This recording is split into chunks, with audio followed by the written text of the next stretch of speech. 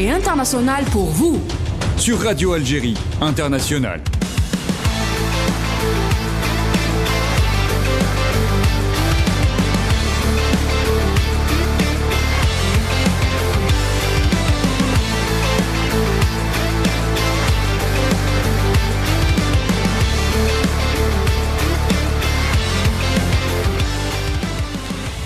Bonjour, vous êtes sur Radio Algérie Internationale pour un nouveau numéro de Dimanche Sport.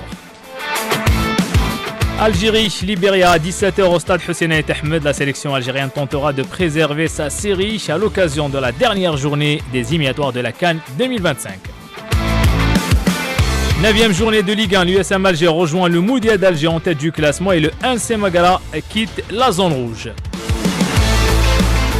Bien sûr, la valse des entraîneurs en l'espace de 9 journées du championnat. 8 entraîneurs ont déjà été remerciés ou démissionnés. On reviendra sur ce phénomène. Mais avant, on va rendre hommage à un ex-international, l'ancien international et joueur de plusieurs clubs algériens, Hamid Marrakchi, décédé hier à l'âge de 48 ans. Et bien sûr, pour parler de tout ça, nous avons avec nous notre consultant Driss Remouz et le technicien Lamine Kizim. Et on aura avec nous en direct par téléphone l'entraîneur de l'Olympique Arbou, Mouaz Bouakaz.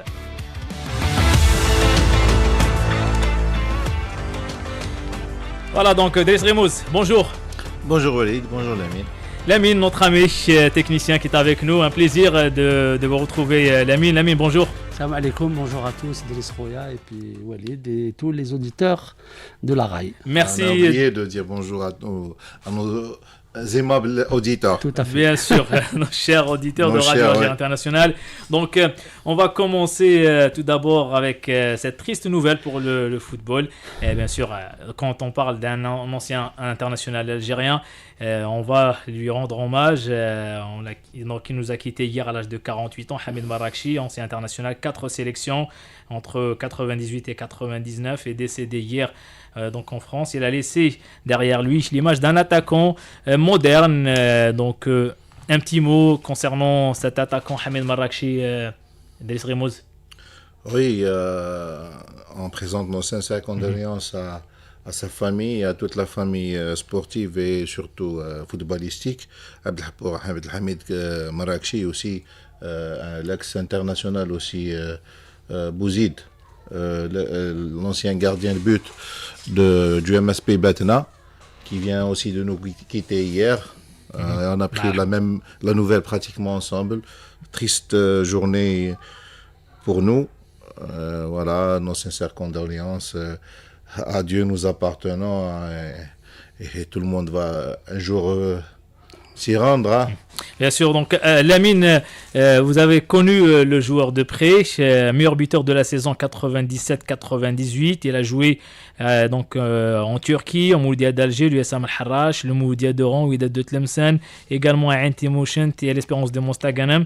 On retiendra notamment ses buts décisifs face au Libéria et l'Ouganda lors des éliminatoires de la CAN 2000. On a parlé de lui comme un attaquant moderne qui a eu peut-être les capacités de faire mieux, mais ça reste quand même un joueur qui a joué en championnat et qui a laissé des traces en championnat. Allah yarhamou Hamid Marrakchi. Allah yarhamou, permets-moi d'abord de tarhamou alayh, inna lillahi wa inna ilayhi raji'un, ou ala Bouzid, Allah yarhamou, qu'on a connu, qui était un ancien gardien, Allah yarhamou, bi rahmatillah. Après, pour le joueur, tu as parlé un petit peu de son parcours. Effectivement, c'est un joueur qui aurait pu faire une carrière largement supérieure à celle qu'il a faite par la faute d'une époque où la gestion des carrières n'était pas aussi organisée comme maintenant, où l'accompagnement des joueurs n'était pas aussi important. Hamid Marrakchi, juste en 2 mots, c'est le match face au Libéria, le fameux match 4-0 où il marque un doublé, où le grand Georges Weah s'est replacé en défense afin de contrer Hamid Marrakchi. Hamid Marrakchi avait de l'avance par rapport à l'époque, à l'attaquant pur de l'époque, l'avant-centre comme on disait. C'est quelqu'un qui était puissant, qui alliait force et l'instinct du buteur. Donc voilà. Et il a eu une expérience en Turquie qui a été extraordinaire au début, qui a mal tourné après pour des raisons extrasportives. Moi, je tiens aussi à rappeler que l'ancien manager Badi, qui est un ami, qui l'avait emmené avec Jamal Amali, je crois, à l'époque, en Turquie, où il était avec un club. J'arrive pas le club est difficilement. Voilà, c'est Gençlerbirlik Gisha, c'est difficilement. C'est un club compliqué. Et à l'époque aussi, il aurait pu signer au Milan AC, au grand Milan AC de Georges Weah, qui avait donné. Enfin, il voulait l'orienter vers le Milan AC. Il l'avait proposé même carrément au Milan AC. Bon, ça s'est pas fait pour X raisons, parce qu'à l'époque c'était compliqué. L'Algérie n'était pas, l'équipe nationale n'était pas parmi les 50 top 50 pour pouvoir jouer dans des grands championnats. C'était compliqué. Le Mohim, Allah yarhamou. En tout cas, on tient aussi un truc qui m'a toujours, c'est Hamid Marrakchi de Hammam Bouhadjar. Et Hammam Bouhadjar est une ville qui a quand même enfanté des grands joueurs. Des grands avant-centres. Et comme par hasard, c'est des avant-centres. Hamid Marrakchi, Tej Ben Saoula, qu'on salue d'ailleurs, qui est un homme. Messabeh, oui. Daoud Bou Abdallah. Oui, exact. Pour ne citer que cela. Franchement, Hammam Bouhadjar, salam lehom. C'est des anciens joueurs du Mouloud Diador, le grand Mouloud Diador. Ils sont passés par le Mouloud Diador. Donc voilà, donc un hommage à Hamid Marrakchi, Allah yarhamou. Denis Rimous, aujourd'hui, donc c'est le dernier match pour la sélection algérienne, l'équipe de Vladimir Petkovic avec 4 victoires, 1 match nul, leader avec 13 points pour le moment. En attendant ce match, une première déjà pour la ville de Tizi Ouzou et le stade de Hussein Ait Ahmed qui va abriter cette rencontre. Le premier match pour l'équipe nationale dans ce nouveau stade. Ça sera une occasion pour les supporters de la région de voir de près les joueurs, mais aussi pour la sélection algérienne pour rester sur cette série et pourquoi pas remporter une 5e victoire pour la sélection algérienne et terminer avec 16 points. Oui, c'est l'objectif premier. Bon, je dirais que si on prend sur le plan comptabilité, c'est plus que positif. 10 buts marqués, 1 but encaissé. Donc même sur le plan comptable, on a quand même limité beaucoup de dégâts sur le plan défensif. On a réussi à mettre en place plutôt un projet de jeu qui a bien fonctionné sur le plan défensif, même offensif. Ça veut dire qu'il y a eu un certain équilibre, mais reste toujours le mais. Il faut progresser, il faut aussi voir qu'il y a beaucoup de faiblesses au niveau de cette équipe sur le plan technico-tactique. Il faut pas se mentir, parce qu'on a joué contre des équipes de calibre moyen, tout juste moyen pour ne pas dire faible. Et malgré ça, on a eu quand même quelques difficultés qu'il faut remédier et qu'il faut trouver d'autres alternatives pour un peu trouver des solutions défensives et offensives même. Parce que sur le plan offensif, on va dire que... Moi, je pense que défensivement, ça marche plutôt bien pour la sélection pour le moment. Oui, j'ai bien souligné que statistiquement, on a encaissé 1 but en 5 matchs. Ça veut dire, avec 3 déplacements, surtout en Afrique, c'est pas aussi évident que ça. Mais... quand on voit un peu la physionomie et des matchs, quand même, on a concédé beaucoup d'occasions de but contre nous. Et ça, c'est inquiétant. Quand tu vois que le Togo a réussi à te marquer le but qui a ouvert le score, et il avait même deux autres occasions pour scorer. Si ce n'est des arrêts miraculeux de Mondré à l'époque, je dirais qu'on pouvait prendre un peu le large déjà en première mi-temps. Avec 3 buts de retard, on aurait trouvé beaucoup de mal à revenir dans le match. Et puis c'était la même chose face au Libéria. Donc des fois même, je dirais que l'entame des matchs des Verts est toujours laborieux. Moi je me pose la question, le pourquoi. C'est toujours en deuxième période que la sélection arrive à retrouver le rythme. Lamine, justement, on ne va pas trop revenir sur le dernier match. On a vu les conditions à 14h, qualification acquise, les joueurs ont bien géré le match. Peut-être c'était une stratégie pour préserver les joueurs. Mais pour ce match, Vladimir Petkovic devrait procéder à un turnover. Il va peut-être donner la chance à d'autres joueurs pour voir certains joueurs, à l'image du jeune attaquant Amin Chiaha. On a vu ce jeune joueur, 18 ans, plein d'ambition, 1m98, je pense, et qui... On l'a vu de son gabarit et qui a parlé donc lors d'une zone mixte, on va l'écouter tout à l'heure, et qui a demandé directement au coach de lui donner plus de temps pour prouver sur le terrain. D'abord, je vais commencer par l'équipe elle-même, bien sûr. Par la question qui se pose, c'est que depuis un moment, de toute façon, depuis l'arrivée de Jamel Belmadi, on réussit souvent les qualifs, donc les résultats sont, voilà. Donc on est, c'est pas nouveau. C'est pas nouveau. On est sur une dynamique positive. Je crois en Afrique, on n'a pas perdu dans les qualifs depuis 2019, je crois, ou 2020, le fameux match du Togo d'ailleurs. On n'a plus perdu un match, il faut le savoir. Contre le Bénin. 1-0. La défaite contre le Bénin, 1-0 Très au bien. Bénin. Voilà, donc ça fait quand même une bonne dynamique, alors qu'avant, on avait, même avec des grandes générations, on avait des soucis à l'extérieur en Afrique. Donc déjà, on peut dire que c'est... Donc c'est dans la continuité. Dans la continuité, c'est un état d'esprit qui est positif. Et c'est une très bonne chose. Maintenant, il est très difficile d'analyser le jeu ou le projet de jeu d'une sélection par rapport à un club. Pourquoi ? Je m'explique. En fait, le fait que les matchs soient... les dates FIFA soient chaque mois ou chaque... Et puis, tu dépends souvent dans une sélection de la forme des joueurs, etc. Exact. Donc, pour travailler les automatismes, la complémentarité, il est très difficile. Après, il y a deux façons d'analyser une sélection.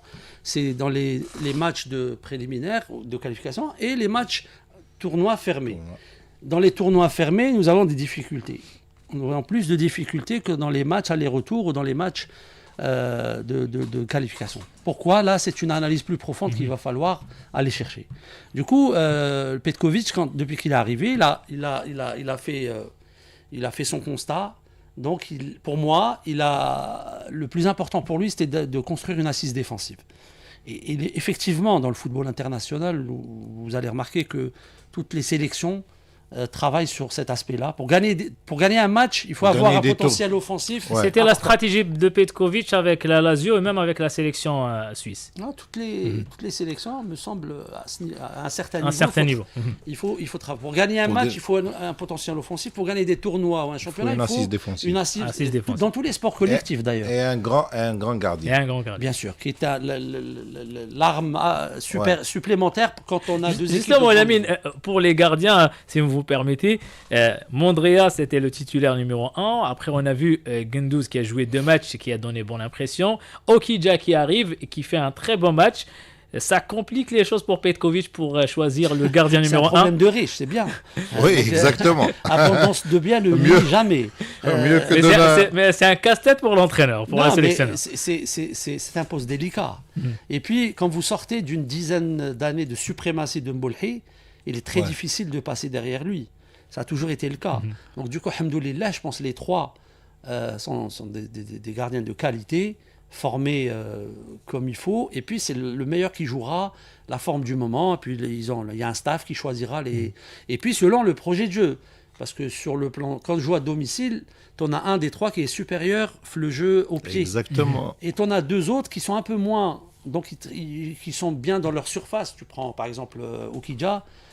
Quand tu joues un bloc haut, il est très intéressant parce qu'il est très rapide, il sort très vite et c'est un très bon relanceur. Quand tu joues avec un bloc plus bas, Mondrea est le plus important parce qu'il est bien dans sa surface, dans les 6 mètres, il ne laisse rien passer. Et Guendouzi a d'autres qualités quand on construit. Donc je pense que les trois correspondent à un projet de jeu.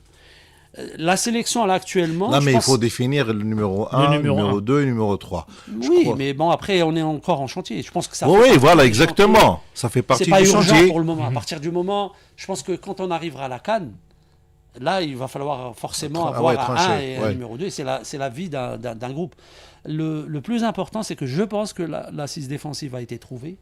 Donc le travail défensif fait par toute l'équipe, parce que attention, les gens ils vont penser qu'on va dire qu'on va parler des défenseurs. On travaille de toute l'équipe qui travaille cet aspect-là. La preuve que sur 5 matchs, on a encaissé un but. C'est des stats, c'est comme ça. Les occasions, c'est pas des buts qu'on concède pour le moment. Et puis, le fait de faire jouer une défense à 3, mais d'une manière asymétrique, on va parler un peu tactique avec Cher, s'il le permet, sous son contrôle.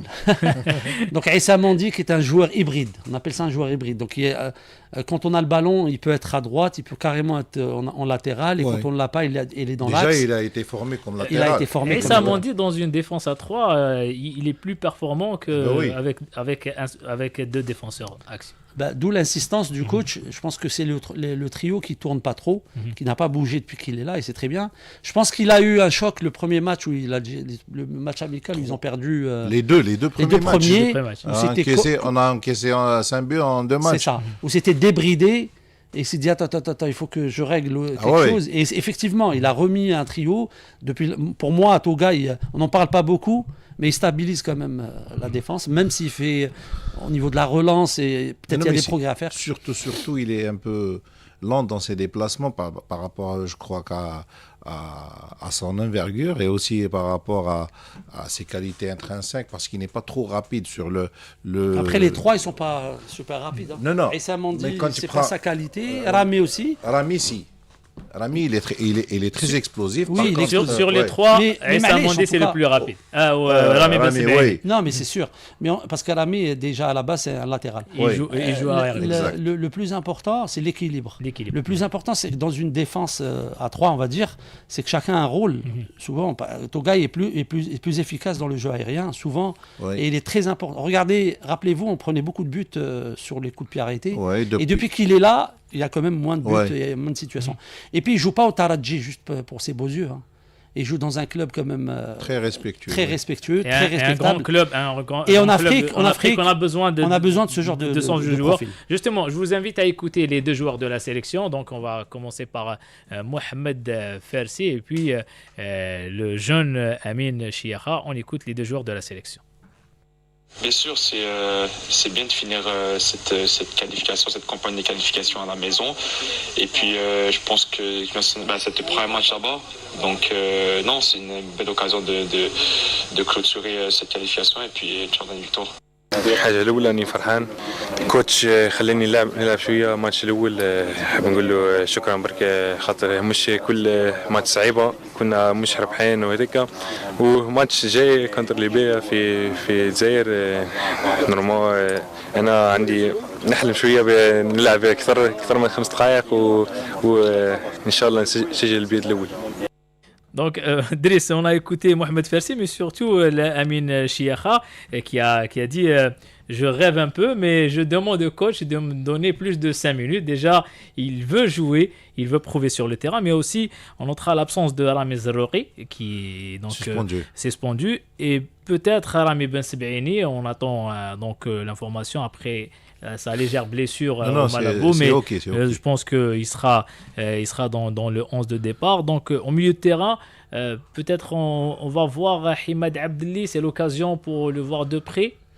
L'un des meilleurs joueurs du championnat de France actuellement. Exactement, avec Angers, il fait très performant. Il est très performant. Depuis 3-4 ans. Hein. Exactement, c'est pas mais cette année encore plus parce qu'il il se distingue par sa qualité technique. Et surtout, ce qui a impressionné un peu les Français et les experts français, c'est qu'il a été formé comme un défenseur et comme central, et qui maintenant il joue au milieu de terrain et il est époustouflant dans son rôle. Pour revenir maintenant, on ne sait pas ce que pense réellement le coach Petkovic, parce que est-ce qu'il est en train de voir de près les qualités de ces joueurs qui viennent d'appeler en sélection, à savoir Chiaha et aussi Abdelli, parce que c'est la première fois qu'il les côtoie, ou bien il veut instaurer quand même un petit équilibre et une ossature au sein de cette équipe pour essayer de travailler un peu plus, comme il a bien expliqué Lamine tout à l'heure, c'est que sur le plan complémentarité, sur le plan automatisme, c'est vraiment c'est un chantier, un grand chantier à développer. Et puis là, je dirais que par rapport à ses objectifs, je crois qu'il a réussi un peu le pari. tout en faisant un peu tourner et un peu de prospection, mais il a maintenu quand même un certain équilibre de fonctionnement de cette sélection. Et je dirais même pour aujourd'hui, il va peut-être incorporer d'entrée quelques joueurs qui n'ont pas joué là-bas par rapport l'image de Hadjam. Exactement, par rapport à la fraîcheur physique et aussi par rapport à l'intégrité des autres. Parce que quand tu joues à 14 heures en Guinée, dans un climat... La récupération, c'est très important. Exactement. Et le voyage. Et le voyage après. Parce qu'ils n'ont fait que... Et les joueurs sont très fatigués. D'ailleurs, on a vu les équipes en France, donc en Ligue des Nations, beaucoup de sélectionneurs parlaient de ce phénomène que les joueurs sont très fatigués avec beaucoup de matchs cette saison et quelques joueurs ont même menacé de grève dernièrement.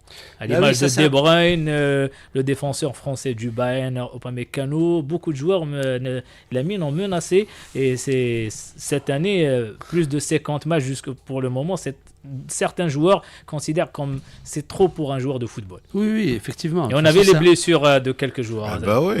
C'est un débat, qui est là depuis quelques années.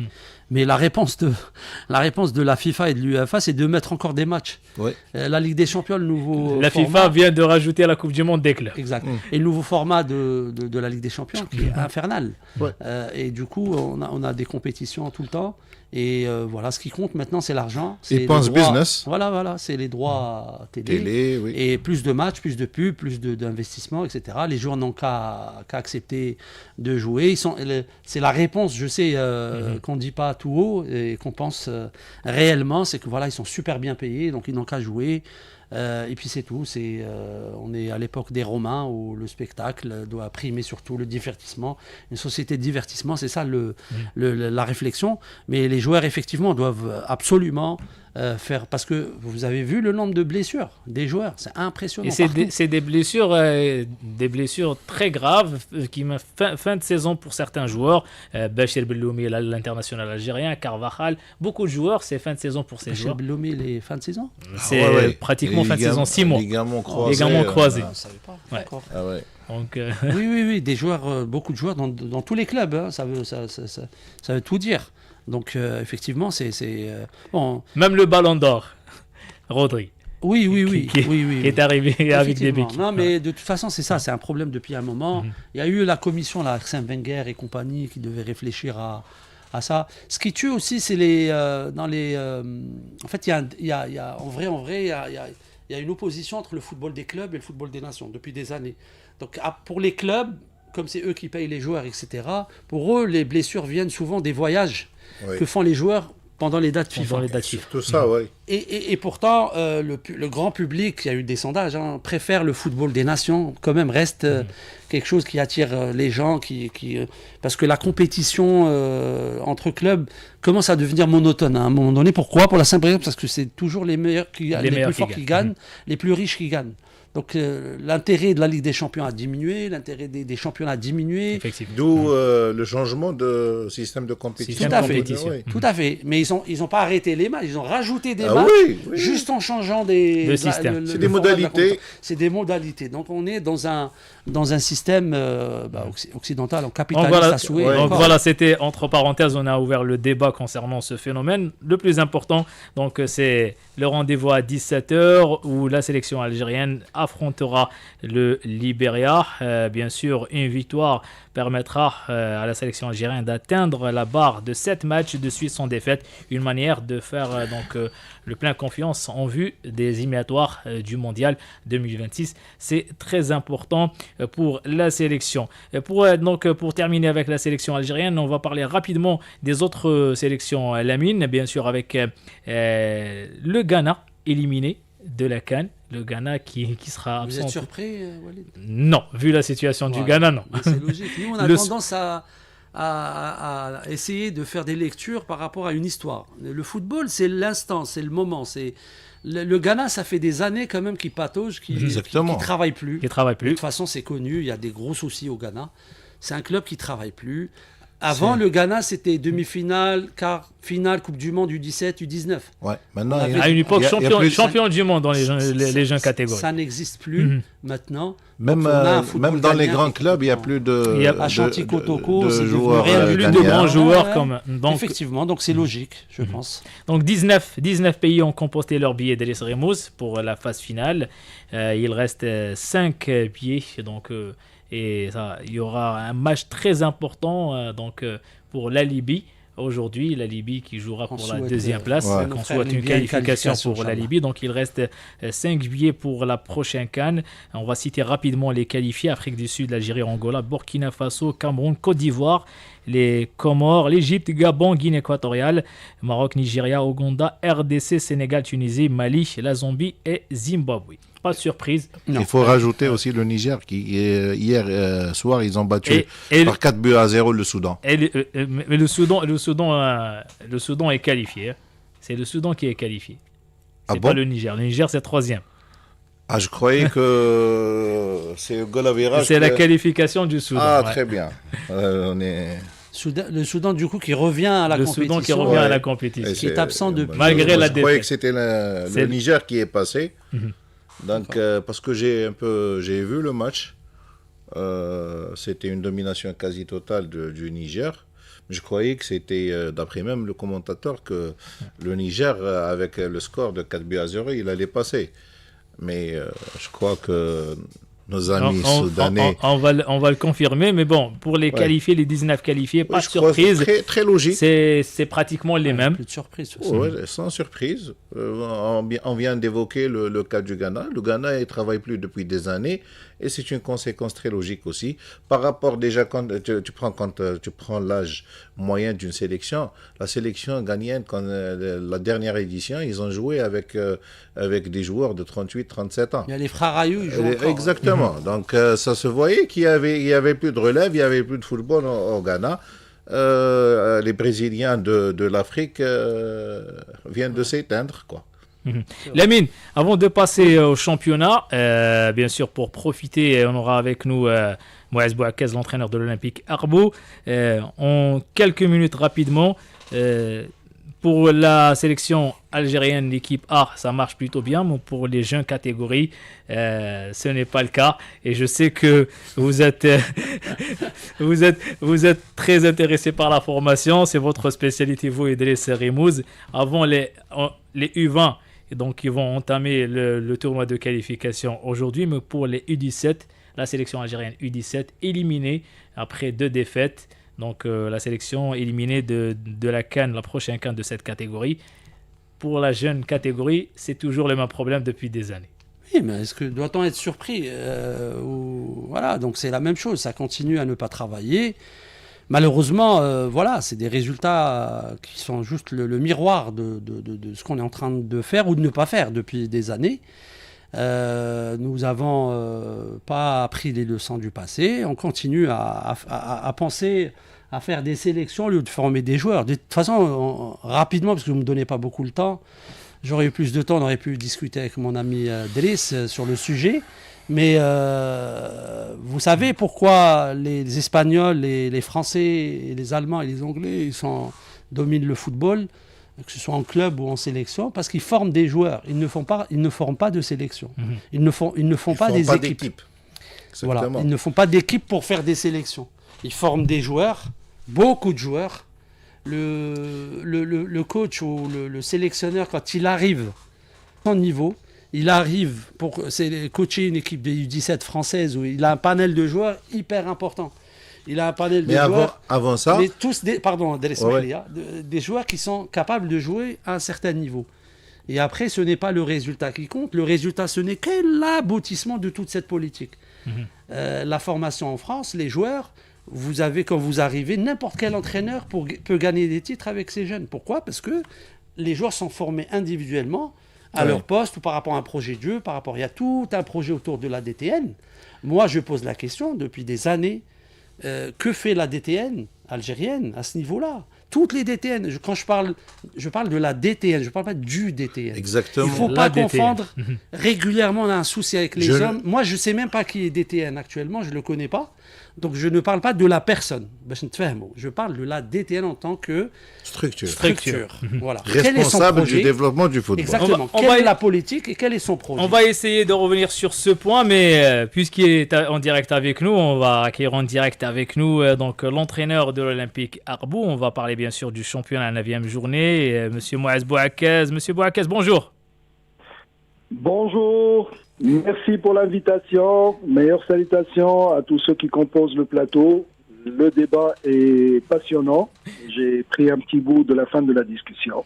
Merci beaucoup d'avoir accepté notre invitation, Monsieur Moaz Bouakez. Bien sûr, on a parlé de la sélection algérienne, mais aussi des jeunes catégories de la sélection algérienne, la formation. Mais on va parler aussi du championnat. On va parler de votre club. Un très bon début de championnat pour un nouveau promu. 4 victoires, 3 défaites et 2 matchs nuls. Une 4e place à 2 points des leaders.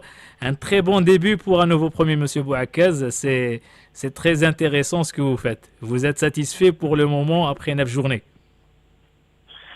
Nous, le championnat cette année voilà, c'est assez proche comme niveau pour le début de cette compétition.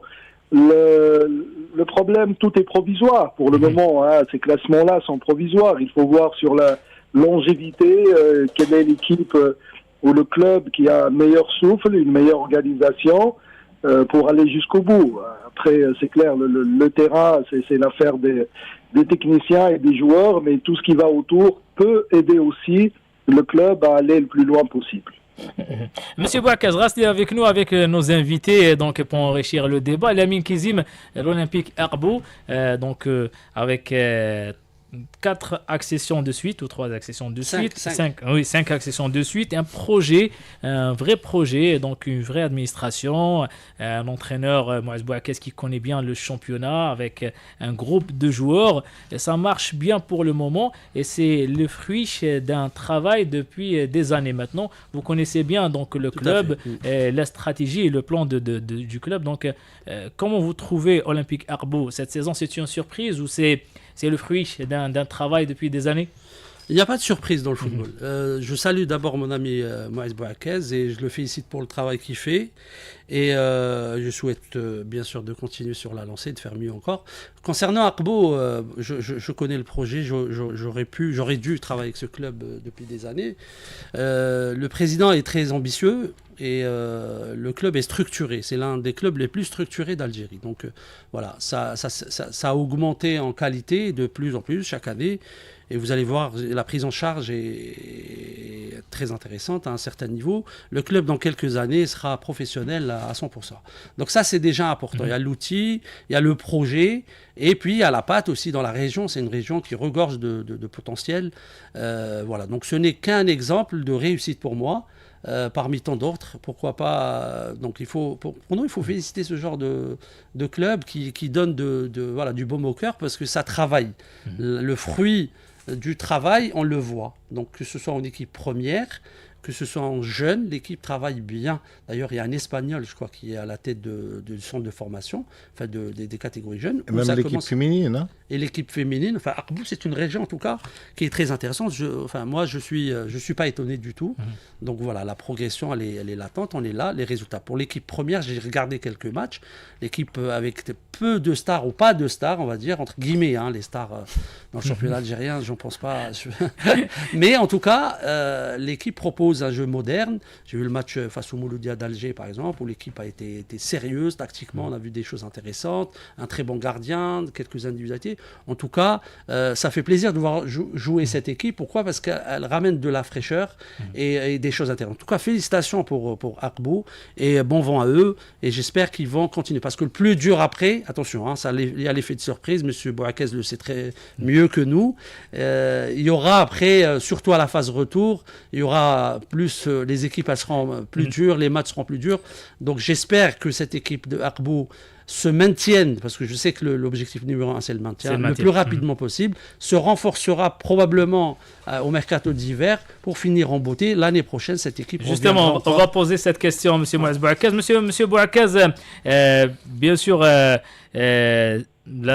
l'administration et l'organisation, ça vous facilite la tâche pour travailler, vous que vous connaissez bien le championnat algérien? Oui, c'est très différent par rapport à ce que j'ai déjà vécu comme moyen de diriger les clubs. Là, je suis venu dans une structure qui ressemble un peu à ce que j'ai vécu au F-Session, avec un président bien présent, avec des gens autour qui sont amoureux du club et puis qui ne réchignaient pas à la tâche. On est 24 heures sur 24 pratiquement, on peut solliciter n'importe qui, il peut répondre présent. Et nous, on est dans cet ADN-là de travailleurs, de gens qui on n'a pas peur d'être avec le bleu de travail, et puis de booster un petit peu tous ceux qui sont autour de nous. Donc le choix des joueurs aussi, que ce soit dans l'équipe Espoir ou bien ceux qui sont venus aussi dans l'équipe moins de 19. Donc le DTS, il s'occupe beaucoup plus de 17, 19 et plus bas. On a Monsieur Kamel Ralbi aussi, c'est quelqu'un qui a passé par le Paradou et connaît très bien aussi la maison qui est à la tête de l'équipe Espoir, qui réalise de très bons résultats. On a quelques éléments Espoir qui s'entraînent aussi régulièrement avec nous et puis qui retournent dans l'équipe pour les matchs. Voilà, le choix aussi du collectif a été bien étudié, beaucoup plus selon le sérieux des joueurs, beaucoup plus que justement la Starmania. Le seul star, c'est l'équipe, c'est le groupe. On n'a pas vraiment d'autres étoiles à part le groupe. On essaie justement d'être dans cette dynamique-là du mieux possible et ne pas décevoir. Donc nous savons que la Ligue 1 demande aussi d'autres moyens à part celles qui sont techniquement parlant sur le terrain, que par la suite, et c'est ce qu'on trouve, un bon entourage, une bonne administration et dirigeants qui sont bienveillants pour la bonne récupération, le bien-être de tout le monde. Donc voilà, nous on essaie aussi d'être égal à égal par rapport aux joueurs qui sont face à nous, sans ni tomber dans l'euphorie, ni choper la grosse tête, ni être en infériorité avec un complexe d'infériorité. Donc on essaie de préparer nos matchs en étudiant l'adversaire et puis en essayant de mettre de l'intensité dans tout ce qu'on fait. C'est clair que tout le monde relève le côté de la bonne condition physique et ça, c'est dû aussi à un bon travail étudié, que ce soit avec le CIFAX, le préparateur physique, ou bien avec le staff qui m'entoure. Donc voilà, on essaye de mieux de présenter une bonne qualité dans les séances depuis qu'on a commencé. On ne fait pas n'importe quoi et surtout qu'on a beaucoup d'intensité dans ce qu'on fait pendant les séances. C'est ce qui se reproduit par la suite sur le terrain. Et il est vrai que aujourd'hui on n'est plus tellement dans dans l'optique d'essayer de faire le tiki-taka, de faire un petit peu de la possession juste pour la possession. Aujourd'hui, on est beaucoup plus, pas que nous, hein, on voit comment ça se joue. C'est dans les transitions que ça se joue, les situations les plus importantes dans le match, comment on se transforme de la phase offensive en défensive et vice versa. Donc on essaie d'être là-dedans. Et puis par la suite, c'est un petit peu le travail d'équipe, de groupe, la complicité entre les différents joueurs dans les duos, les trios qu'on a composés. Après, c'est clair, avec beaucoup d'entraînement sur le plan cognitif, ça se reproduit dans le jeu, puisque les joueurs par eux-mêmes doivent prendre à un certain moment les décisions. Donc on les encourage. Monsieur Bouakaz, aller dans cette dynamique, oui. Monsieur Bouakaz, donc pour vous, l'objectif numéro 1, c'est d'assurer le maintien le plus tôt possible et après jouer match par match et pourquoi pas rêver d'une compétition, participer à une compétition africaine. Pourquoi pas créer la surprise? C'est depuis le début. Le premier objectif, c'est toujours le maintien. Après le maintien, on verra. Si le maintien il est obtenu à la 15e ou la 20e journée, on a assez le temps de voir autre chose. Si le maintien il est obtenu à la 30e journée, on ne peut pas espérer autre chose. Hein. Donc et ça, c'est le cas pour toutes les équipes et tous les clubs. Maintenant, il y a des clubs que par tradition jouent toujours le haut du tableau depuis des années. C'est clair qu'eux, ils annoncent, comme on dit, la sauce depuis le début, qu'ils vont jouer le podium ou le titre. Nous pas. Nous, le club, il était habitué à jouer les premiers rôles dans les ligues inférieures. Là, on arrive, on est, j'espère, pas seulement être invité dans cette Ligue 1 là, mais qu'on soit aussi acteur par rapport à ce qui se passe. Donc on va jouer nos chances jusqu'au fond, mais le plus important, c'est de gagner nos matchs. Quand on aura gagné nos matchs, on verra à quelle position on sera. Et prochain match le 22 novembre contre Sétif à Béjaïa, c'est l'objectif pour suivre sur cette dynamique. Tout à fait. Être égal à nous-mêmes, essayer de montrer un bon visage, être à la hauteur de l'événement et batailler avec le Stif Al-Alami. Donc c'est pas facile non plus pour eux de porter cette étiquette-là. C'est un fardeau aussi pour eux. Et nous, on va essayer de jouer nos chances pour essayer de s'accrocher à cette ligue-là et puis d'arriver à toucher notre objectif le plus vite possible. Donc voilà. Monsieur Bouaziz Bouakaz, une dernière question. J'aimerais profiter avec vous, puisqu'on va aborder un sujet très important pour la dernière partie de cette émission et l'aval des entraîneurs dans notre championnat. J'aimerais avoir votre avis sur ce point, monsieur Bouakaz. Vous êtes entraîneur en Ligue 1 depuis des années. Est-ce que c'est vrai que le championnat algérien est très compliqué par rapport aux autres championnats de la région et les supporters sont très exigeants et c'est dur pour les entraîneurs? Ça veut dire qu'il ne faut pas qu'on se compare à l'Europe. Hein. Il faut qu'on reste dans notre cadre. On parle de la région. On a Afrique du Nord, Afrique. Donc c'est partout la pression. Partout la pression et les clubs qui ont le plus de stabilité seront toujours au point de vue administratif. Hein. Ceux qui ont la meilleure stabilité au point de vue des directions et administrativement, c'est ceux-là qui animent le championnat en Afrique. Et puis on regarde que ce soit l'Espérance d'un côté, qu'aujourd'hui depuis quelques années il y a eu le CRB, l'USMA, l'MCA qui est revenu.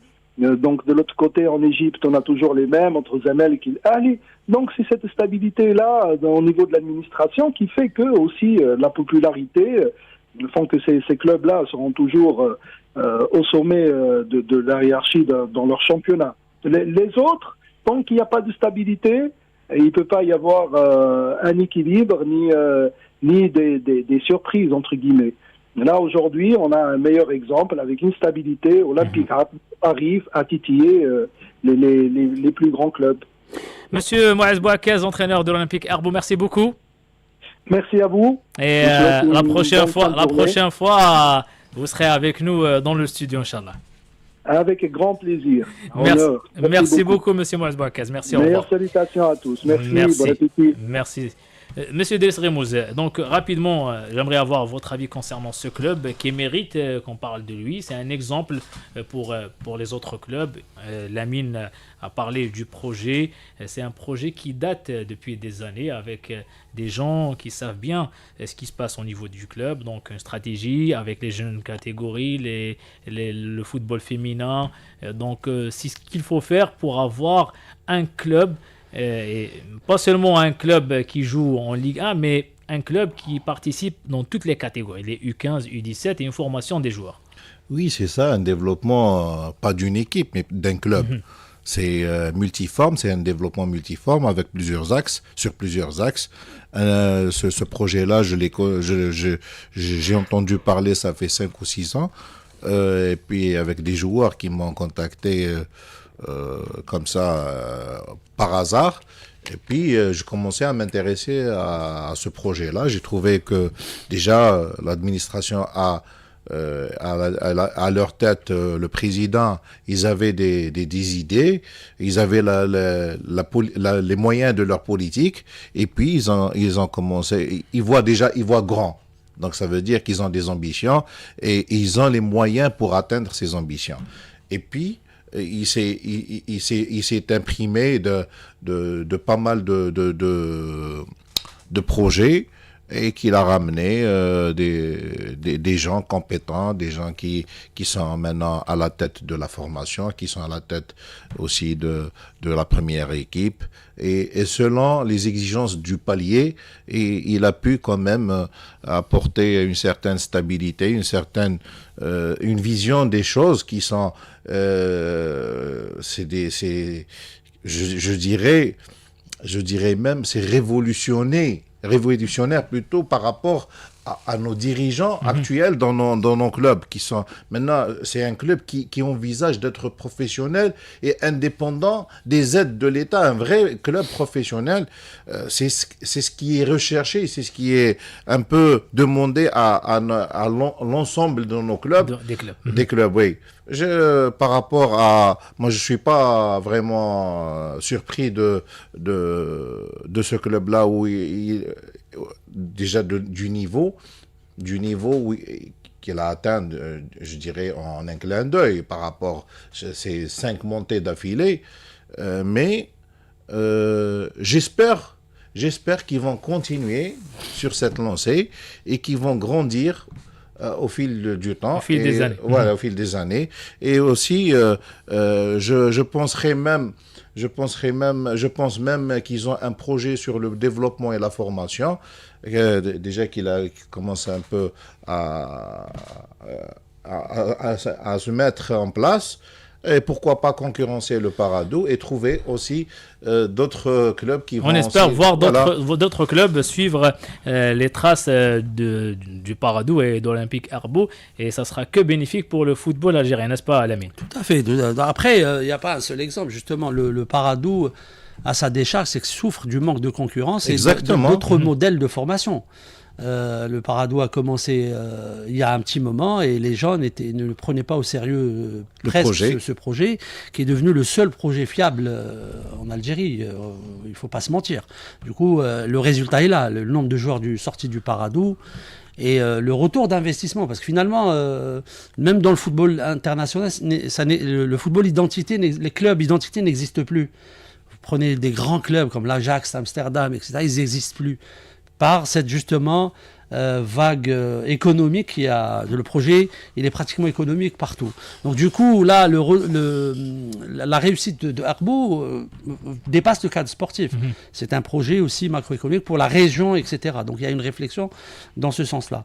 Donc il va falloir que d'autres régions, ils ont partout en Algérie. L'Algérie, c'est un continent. Les gens, ils ont les moyens. Il y a des idées, sûrement. Il va falloir juste un peu de volonté politique, quelque part, régionale, etc. Qu'il va falloir booster la jeunesse. Les gens, ils ont des idées. Donner les moyens, accompagner, être patient aussi. Il faudrait aussi que les médias jouent leur rôle.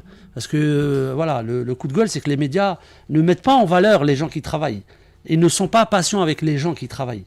Alors, on fait de l'amalgame. Et on essaye tout de suite de voir les résultats. Non, je suis désolé. Le travail prend du temps. La formation prend du temps. Les projets prennent le temps qu'il faut. Justement, Walid, juste pour ouvrir une petite parenthèse sur l'élimination des U17, que tout le monde voit comme étant une catastrophe, je dirais que sur 82 participations aux éliminatoires différentes, on s'est qualifié que 4 fois.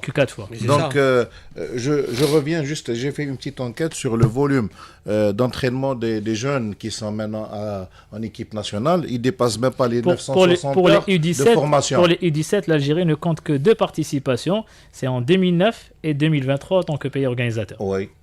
Je dirais pour les qualifications, on a eu une qualification en Coupe du Monde U79 junior, et on a eu une qualification olympique en 80. On a eu une qualification aussi aux Jeux Olympiques de Rio. Et une qualification des U20 aussi. Donc pour les jeunes catégories... Moi, j'ai fait une petite enquête sur le volume d'entraînement des jeunes qui sont maintenant en équipe nationale, qui dépassent même pas les 960 heures. En comparaison avec ceux qui sont en train de jouer là, c'est le volume horaire global des grandes sélections qui dépasse les 22 400 heures. Donc, c'est une différence énorme. Et là, c'est. Et ça, ce n'est que le quantitatif. Oui, ça, le qualitatif, je parle même pas du contenu. Là, c'est juste le quantitatif. Et la formation, c'est un autre débat qui va donc durer des heures et des heures. Ah ouais. Mais il nous reste 4 minutes. J'aimerais profiter avec vous, avec Driss Remouz et Lamine Kizim, en 2 minutes. Et bien sûr, il nous reste pas beaucoup de temps malheureusement. Mais Lamine, ce phénomène, la valse des entraîneurs, en espace de 9 journées, 8 ont déjà quitté leur poste, soit remerciés ou démissionnés. Quentin Martins du CRB remplacé par Abdelkader Amrani, Hatem Missaoui remplacé par Sherif Hadjad, beaucoup de noms. C'est un phénomène pour notre championnat chaque début de saison. Alors, en 1 minute 30, Lamine. Pour la valse, enfin une vraie valse, c'est un seul chef d'orchestre. Nous, on est le seul pays où il y a une valse avec plusieurs chefs d'orchestre. Donc là, c'était pour l'anecdote. Oui, que puis-je dire sur ce phénomène ? De toute façon, c'est pas sérieux à un certain moment. Pour moi, le problème, c'est un problème de dirigeant. Moi, je le redis encore une fois. Le problème numéro 1 dans le football algérien, c'est le problème de dirigeant. Pourquoi on a demandé, pour passer au football professionnel, on a demandé aux entraîneurs de faire des diplômes, de passer à un certain niveau. Les arbitres font des tests, machin, pour arriver à un certain niveau, etc. Pourquoi il n'y a que les dirigeants qui n'ont pas de niveau ? J'ai pas compris. Qui n'ont aucune exigence. Pourquoi on continue à faire confiance à des gens qui ont dilapidé l'argent des clubs et dans des qu'est-ce que gère un dirigeant d'un football d'un club de football algérien ? Que la masse salariale. Est-ce que ça c'est un dirigeant ? Non, ça on peut prendre un comptable ou je sais pas, il va diriger un club. Donc du coup, c'est pas sérieux. Pour être sérieux et cohérent, il faut des projets. Il faut de la volonté politique, il faut des projets sérieux, il faut de la stabilité, il faut des gens d'un certain niveau. Il faut arrêter de donner nos clubs à des gens qui n'ont pas le niveau requis. Il va falloir le définir, ce niveau-là, à un certain moment.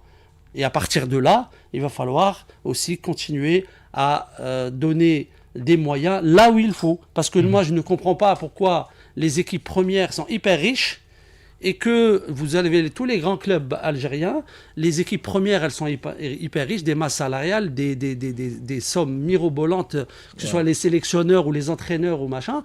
Vous descendez juste un peu plus bas, c'est un gouffre. Et on a l'exemple du Mouloudia d'Al-Bayed où l'entraîneur Fouad Bouali qui a jeté l'éponge à cause de la crise financière du club. C'est toujours les mêmes raisons. Hein.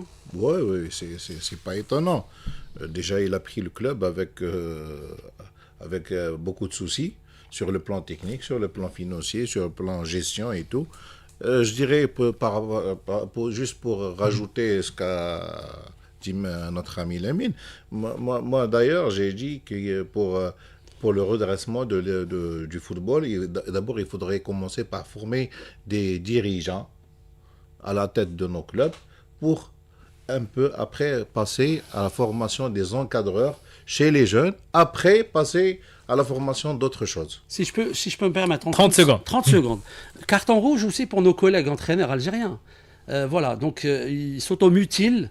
Donc la corporation n'est pas là. Donc on a des entraîneurs qui démissionnent d'un club, ils passent directement à notre club. Et qui acceptent justement cette situation, et c'est pas normal.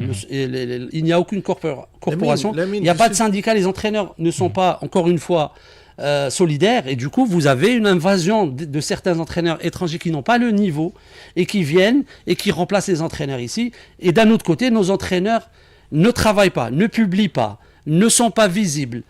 Il faut arrêter aussi ça. Il faut à un moment donné s'organiser et être une corporation forte. Et l'entraîneur algérien doit avoir plus de mérite parce qu'il a les qualités pour. On aura d'autres occasions pour parler de ce sujet. Malheureusement, c'est la fin de ce numéro de Dimanche Sport. Merci à vous, Driss Remouz. Merci. Merci, Lamine Kizim. C'était un plaisir. Une autre fois, Inch'Allah. Inch'Allah. Toujours un plaisir de vous avoir parmi nous. Merci à Nassar Bedjou qui a été à la réalisation, Karim à la barre technique, Hadjira donc au streaming et Nesrine à la régie. Merci à vous, mesdames et messieurs, de nous avoir suivis. Rendez-vous dimanche prochain pour un autre numéro de Dimanche Sport. N'oubliez pas le rendez-vous 17h Algérie-Libéria, dernier match des éliminatoires de la CAN 2025. Au revoir.